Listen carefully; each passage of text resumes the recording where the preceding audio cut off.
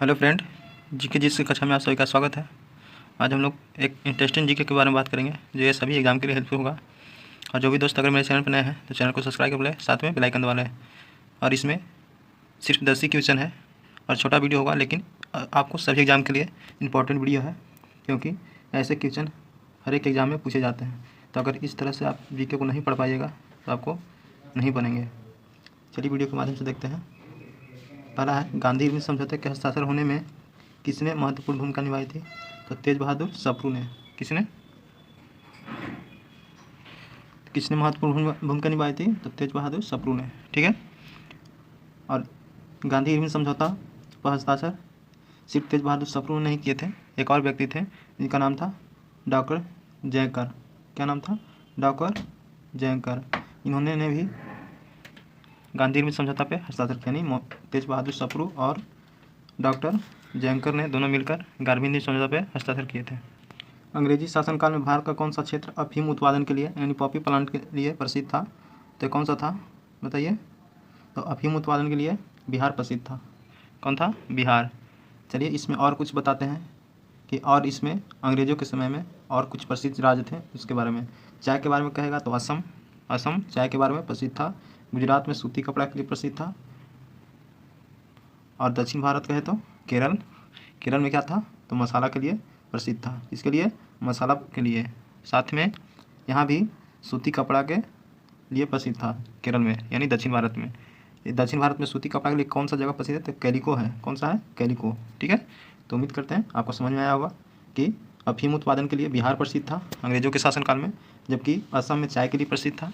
और गुजरात किसके लिए था? तो सूती कपड़ा के लिए। जबकि दक्षिण भारत यानी केरल वाला क्षेत्र मसाला के लिए प्रसिद्ध था।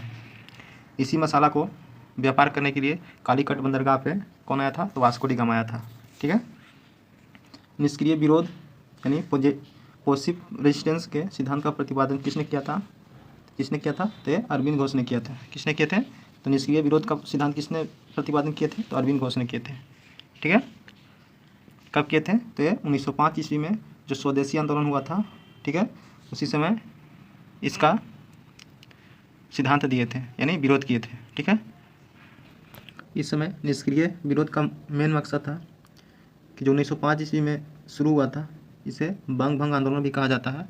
साथ में इसका मुख्य कारण क्या था कि स्वदेशी या ब्रिटिश वस्तुओं को बहिष्कार करना, यानी विदेशी वस्तु जितने भी है उसका बहिष्कार करना। साथ में ये भी इसमें आग्रह किया गया था कि जितने भी सरकारी नौकरी में कर्मचारी हैं या स्कूल में जो पढ़ते हैं, नगरपालिका में है या विधानमंडलों में जो बैठे हुए हैं मंत्री लोग, वो सभी इसका बहिष्कार करें ताकि अंग्रेजों का शासन नहीं चल पाए। और इसमें गांधी जी का महत्वपूर्ण योगदान रहा था। ठीक है। तो निष्क्रिय विरोध के सिद्धांत किसने प्रतिपादन किया था? अरविंद घोष ने। ठीक है। महात्मा गांधी की बात करें तो इनका जन्म कब हुआ था? तो 2 अक्टूबर 1869 ईस्वी को हुआ था। पोरबंदर गुजरात में हुआ था। ठीक है।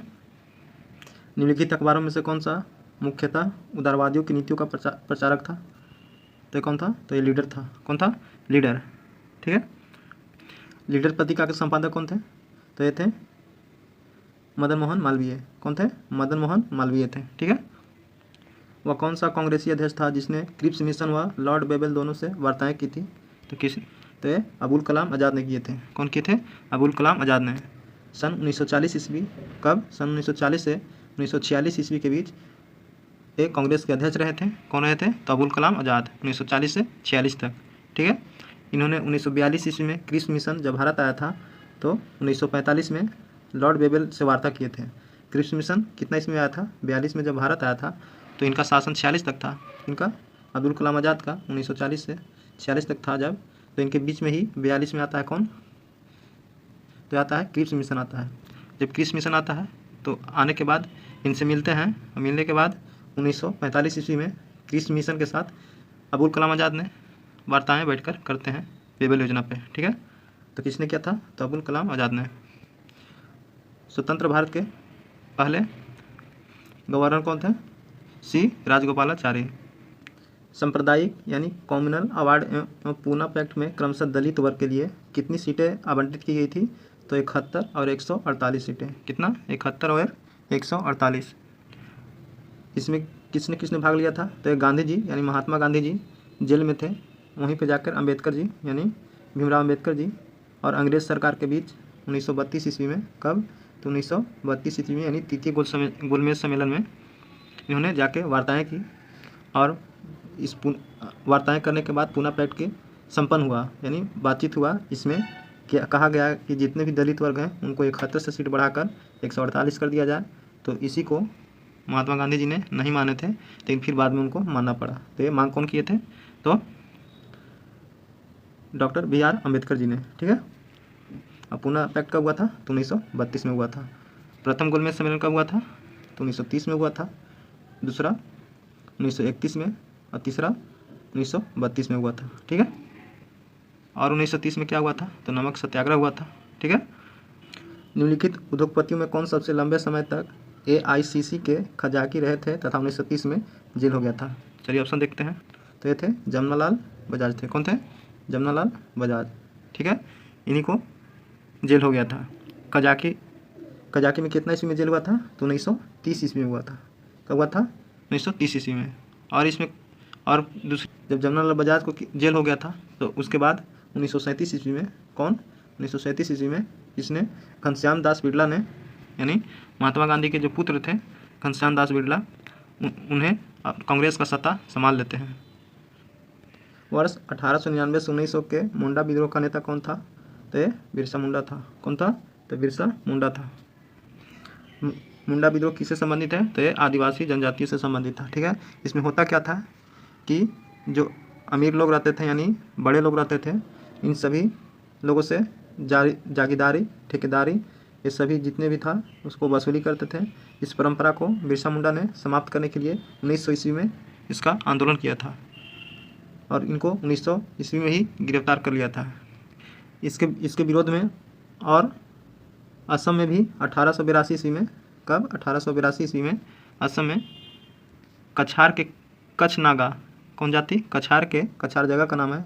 कच्छ नागा जाति ने इसका विद्रोह शुरू किया, जिसका नेतृत्व कौन कर रहे थे? तो शंभू दान कर रहे थे। कौन कर रहे थे? शंभू दान। ठीक है। पुनः फिर संथाल विद्रोह हुआ, कितना ईस्वी में? तो 1855 ईस्वी में। कब हुआ था? 1855 ईस्वी में। इसका नेतृत्व कौन कर रहे थे? तो सिद्धू कर रहे थे। कौन कर रहे थे? तो सिद्धू। ठीक है।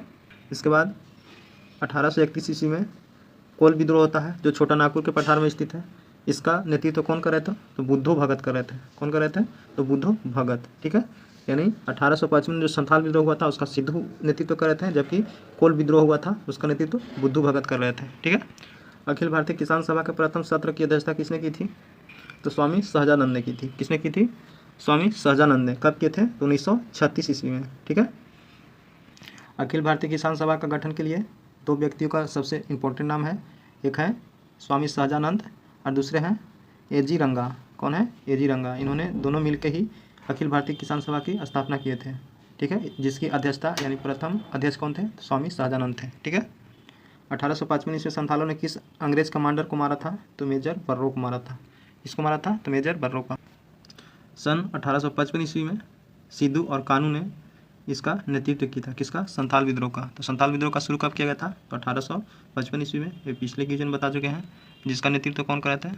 सिद्धू और कानू। ये संथाल विद्रोह कहाँ सबसे ज़्यादा हुआ था? तो भागलपुर में हुआ था, क्योंकि वहाँ का जो राजा थे राजमहल, जिस क्षेत्र का नाम था दामन ए, क्या नाम था? दामन ए को, क्या बोलते थे? दामन ए को। जो संथाल विद्रोह 1855 इसमें ख़त्म हुआ है, तो इसके बाद 1855-56 में क्या होता है?